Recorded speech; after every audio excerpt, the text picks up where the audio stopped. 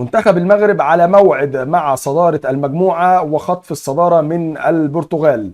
مباراة قوية جدا ننتظرها جميعا لمنتخبنا المغربي في كرة القدم للصالات وكأس العالم.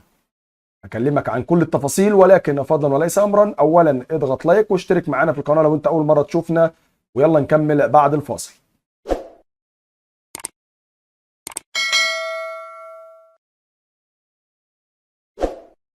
حسم المنتخب المغربي تأهله لدور ال16 ثمن النهائي في كأس العالم لكرة القدم داخل الصالات في أوزبكستان، في مجموعة تحتوي كل من المغرب والبرتغال وبنما وطاجيكستان.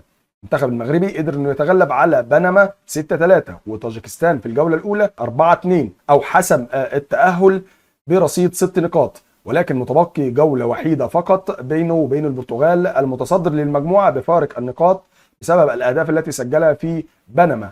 فاز على بنما 10-0، يعني نتيجة كبيرة جدا تضمن له التأهل وتضمن له الصدارة حاليا. ولكن لحسم الصدارة يجب على المنتخب المغربي أن يفوز في الجولة الثالثة التي ستلعب اليوم. المباراة ستلعب اليوم بين البرتغال والمغرب في تمام الساعة 1:30 ظهرا بتوقيت المغرب، و1:30 عصرا بتوقيت مصر والسعودية. إن شاء الله المباراة هتكون منقولة ومفتوحة على القنوات الرياضية المغربية، القناة الرياضية المغربية، وكمان على قناة بي إن سبورتس القطرية.